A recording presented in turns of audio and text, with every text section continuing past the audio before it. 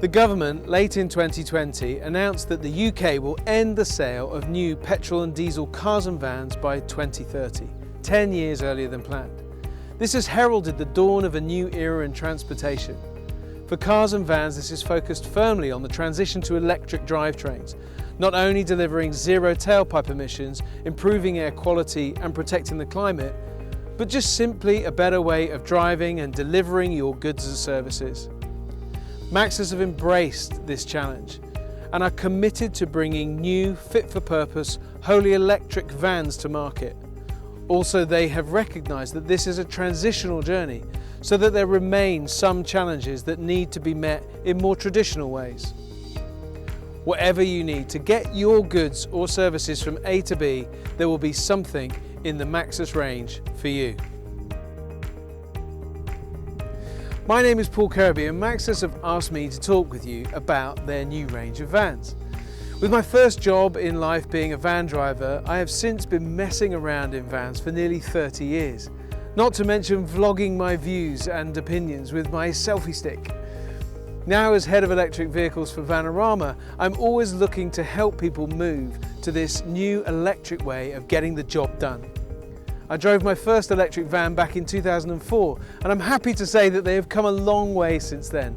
Maxus have embraced this change and have brought out the first ground-up electric van in the eDeliver 3 and also the eDeliver 9 with an 88 kWh battery, the largest battery currently available in a van. Let's have a look at them and see if they could be fit for a purpose in your business. So in this video I'm going to focus on the eDeliver 3. Now I have to confess to being a tiny bit excited when this vehicle first arrived, as it is the very first ground-up electric-only vehicle to hit the UK. What does that mean? Well, simply it means it has never had a traditional ICE, internal combustion engine, under the bonnet, and it has motors for engines and a battery for the fuel tank. Well, does that mean that it's all space age and science fiction? Won't you have to make lots of compromises to go electric? Well, they are good questions, because unless it does a job as a van, what use is it to you? It has to be fit for purpose. There are definitely some changes you will be making. You will be relaxing more as you drive, filling with fuel in your sleep, visiting the garage less, and helping the environment and air quality improve. But it's a van first and foremost. So let's consider 7 key facts. How far will it go? How fast will you charge? How practical is it? What is the spec and comfort levels? What cables does it come with? How much does it cost and how quickly can you get one? Now, of course, I could start with range and charging, but what's the point if this is not a van that does a job for you? So let's start with the practicalities, where it matters at the back. Before we get into the back, I want to point out a couple of things that Maxus have added to make our lives a little bit easier. Reversing sensors, and better still, a rear view camera that helps us in those tricky environments that we sometimes work in, protecting your assets from those annoying bumps which cost you time and money. Anyway, let's get inside and see how practical it is. So as you can see, it's a nice square space. Enough room between the wheel arches for the all-important pallet, and 2 of which will fit inside this van. In the terms of the overall space, you will get 4.8 cube meters, and the rest of the dimensions we'll put in a graphic for you. There's also a chassis cab available, allowing you to create very bespoke vehicles to your exact needs. This van has 865 kilos payload on the smaller 35 kilowatt battery and 905 on the larger 52 kilowatt. It's also worth knowing that this vehicle can tow 1200 kilos with a braked trailer. A couple of final things for your security are the lashing points, and you get ply lining with this van as standard too, which means that you'll not get those nasty dents coming out of the side of your van. So all in all, a very practical space. A sliding side load door giving easy access to your curbside deliveries finishes off nicely the practicalities of this van. No compromises so far, right? Okay, so let's talk electric. How far will it go and how fast can you charge? Well, there's a choice of ranges, 99 miles for the 35 kilowatt battery and 151 miles for the bigger 52 kilowatt battery. These ranges are measured by WLTP tests, and these are lab tests, so it's really worth knowing what affects the range. And there are 4 key factors. The driver behavior is a major factor. The temperature, when it's cold outside, the batteries are less efficient. Where you're driving, city or motorway or a mix of both. Interestingly, this is the reverse of an ICE vehicle, where in the city driving, ICE can be very uneconomical, electric not so much. Finally, payload. It's important to know that the figures were calculated with 77% payload on board, so payload shouldn't affect you very much, but could. Bottom line is, for the majority of us, there are more than enough range in the batteries to cover our daily journeys. And what if there's not? Well, let's consider how quick the vehicles charge. First of all, there's the ability to rapid charge, standard with the vehicle.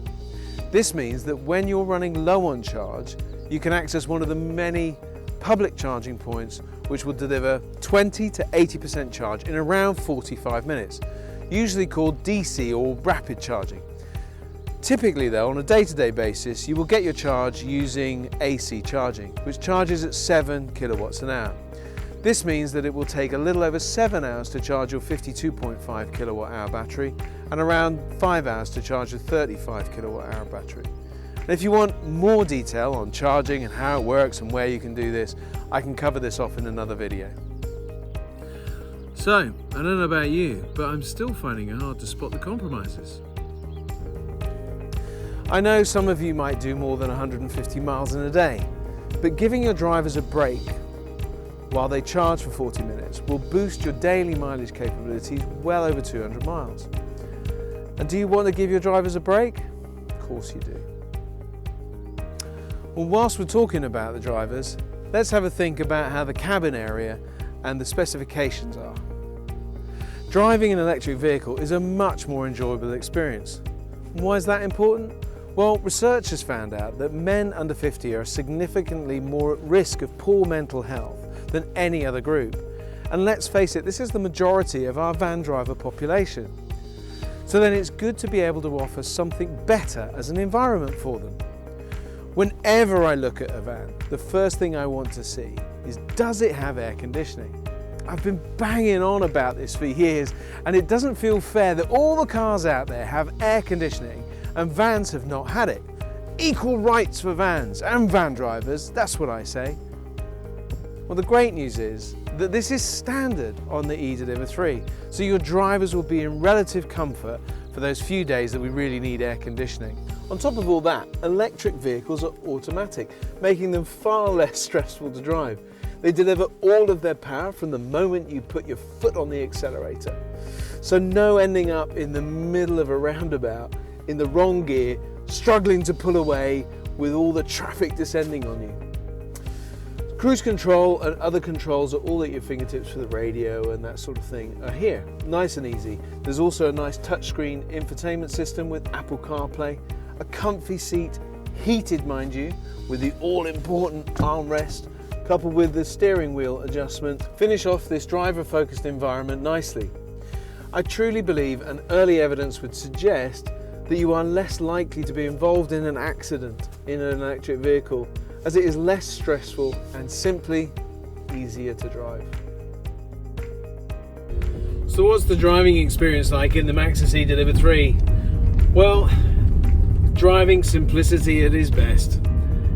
Electric vehicle driving just makes all the difference that you could ever need it to. It is lovely, simple, smooth, pulling away at a T-junction, easy as you like. Doesn't matter the traffic around you, you've got a really smooth pull away. No matter what weight you've got in the back, all the power is delivered the minute you put your foot on the accelerator pedal. The driving experience is much more peaceful than driving a traditional van with a big revvy engine. So just lifting your foot off the accelerator allows the vehicle to brake, and that puts power back into the batteries. That's all adjustable so that you can get exactly the feel that you want. But it really does make a difference, especially around the city, to how far you can go. People say they'd never go back to driving a diesel or a petrol. It's easy to see why behind the wheel of an electric van, let me tell you. So one of the other questions I always get is, how many cables do I get with the vehicle? So Maxus supply both types of cable. This one, a Type 2 cable, allows you to plug your vehicle into your home or workplace charge points. And you also get the standard 3-pin plug version, which allows you to plug yourself into, well, anywhere you can find a plug, really. Don't forget though, this kind is called slow for a reason. You will just get 2 kilowatts per hour, and it could take up to 25 hours to charge this battery. But it will get you out of jail free, and it comes in handy. So if charging seems complicated, let me just show you how. So with the Maxus eDeliver 3, you've got the charging point at the front of the vehicle. And for AC charging, and this is your home charging at your wall box, or even if you have the 3-pin plug which is supplied by Maxus, then it's just a question of plugging the charging cable into the front of the vehicle, and then you take the other end of the charge point cable and plug that into your wall box or workplace charging point.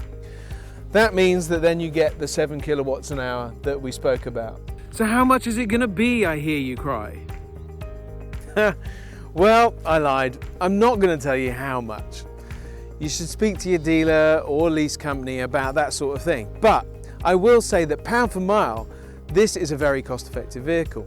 Be sure to evaluate the total cost of running the Maxus, not just the price or the lease rate, but the cost of fuel, maintenance, and not forgetting downtime. Fuel savings can be as much as 70% against the equivalent diesel. That could be hundreds of pounds a month. The maintenance will cost you less, and large companies that have been doing this for years report up to 60% less. Finally, less downtime. Less to go wrong and less accidents. That means that you are more efficient and can therefore make more money. So whichever way you go, don't forget to calculate the whole cost. So after all of that, when can you have one? End of 2021 okay for you? Of course not. You want to get started, right? You will benefit, your drivers will benefit, the environment will benefit, and your local air quality will benefit. Why would you want to wait? Well, you don't have to. There are vehicles available with short lead times. But don't waste time. There is a lot of interest.